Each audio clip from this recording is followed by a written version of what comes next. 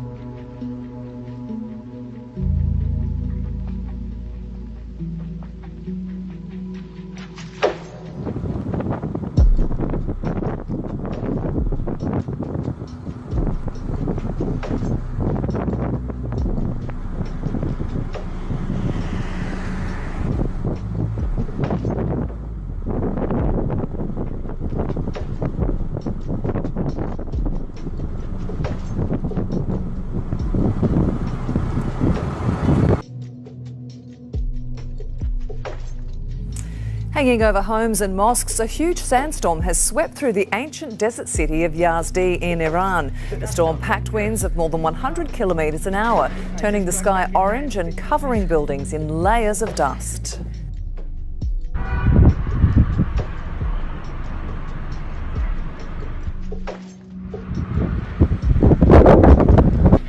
It's a dust storm, right? Yes. Ah, I just got back in time. Wow. So, did you feel it? An earthquake rattled the South Bay this morning.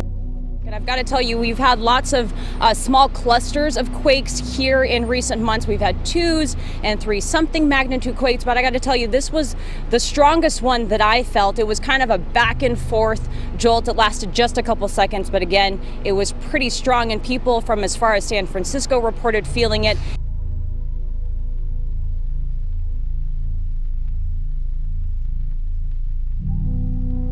There was yet another earthquake that shook central Nebraska. This is the 6th one in the last week. The first one says, wow, that earthquake felt way more than 3.9 in our San Jose office. The whole building was shaking.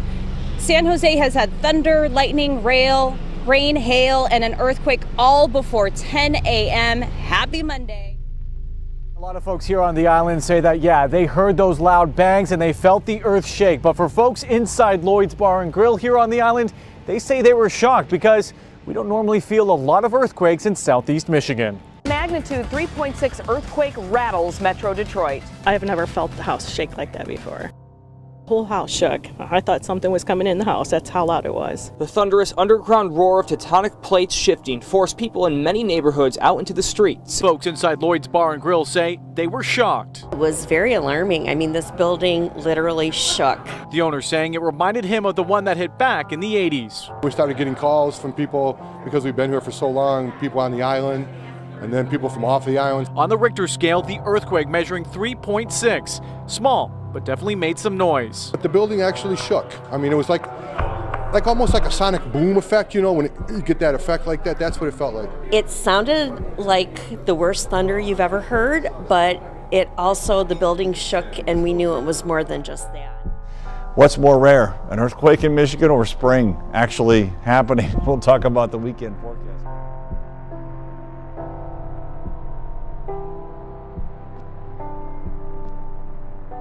Is pretty. This April snow is not the end of the world by any means, but a lot of people out there tonight are wondering if winter will ever end. Still wearing winter gear in April. I thought these would be put away for now. This is ridiculous. It's almost May. It's actually snowing out here. Snow in April does not work for me. In Waukegan, birds were the only confused creatures on the beach. Fog making its way into the air and soon drizzle from the afternoon turned to snow at night. A bit of a shock for this golfer in Gurnee. I'm ready to move. So a lot of people think that they're a little bit confused about what's going on out here. I think Mother Nature's a little bit confused. Alicia might be able to open our eyes on what's going on here. For now, I'll just tell you what we're seeing. We're live in Gurnee. Natalie Martinez, NBC 5 News. All of the above. Thanks, Natalie. At midnight, the Hawaiian island of Kauai will again be under a flash flood watch. Parts of the island were swamped last weekend by more than 2 feet of rain. This is the state of emergency still unfolding in Kauai, leaving the Hawaiian island with roads underwater, vehicles overturned, and homes washed away. The most severe flooding leaving some tonight still waiting for rescue. In what was once his front yard, surfing legend Laird Hamilton could only get around on jet ski and boat after a massive rain. It's hard to conceive that that much water could come from the sky, and I mean, it was like an ocean back there. Nearly 27 inches devastated the north side of Kauai Island. After nearly 30 inches of rain in 24 hours, disaster in paradise with more trouble on the horizon.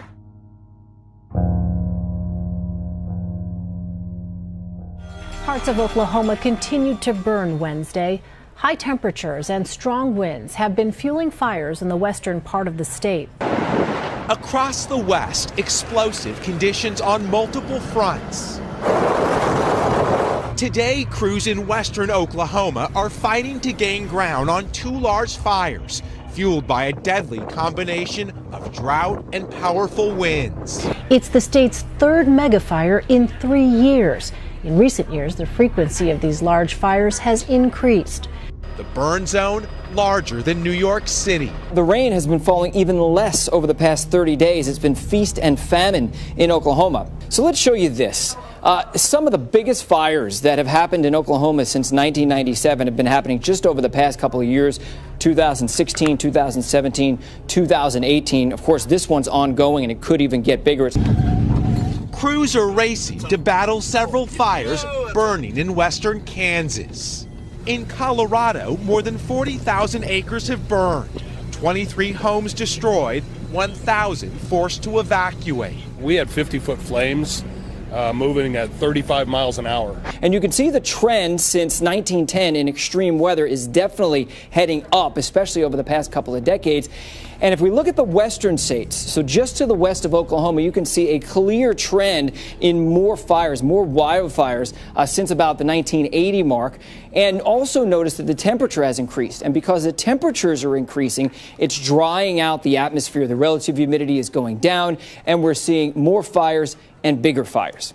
Tonight, firefighters are warning conditions across the West are ripe for disaster, and it's only April.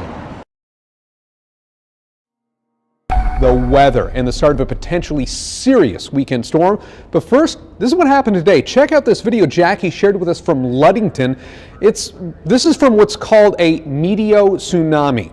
You can see the water from Lake Michigan being sucked back into the lake after 40-mile-per-hour winds pushed all that water into the shore.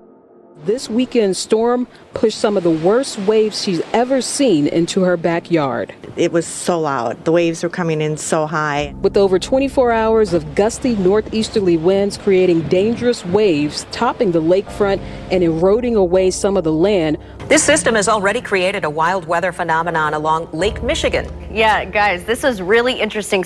So this was taken just minutes apart. You can see water encompassing, almost overtaking the pier here and letting Ludington, and then that water pulled back out as the lake tries to find equilibrium. The floodwaters left by the weekend storm. It's the worst some areas of Monroe County have seen since the 1970s. Adding insult to injury, Mother Nature just keeps piling on. Oh, isn't this lovely? The water's receding, but the snow is dumping.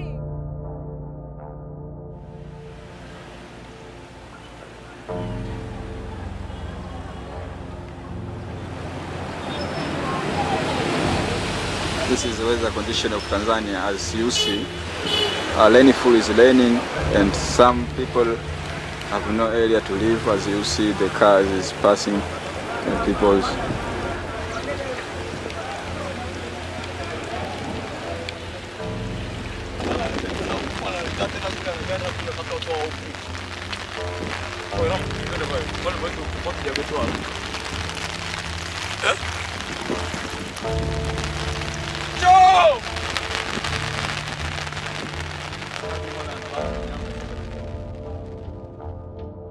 Otherwise, the sunshine is looking nice for the weekend. Interesting shot from Kelowna, just taken yesterday. Terry Knox sent us this, and if you're wondering, that is a sunset, but there's probably a terrain feature in this mountain that's just blocking part of it, and that's why it's split.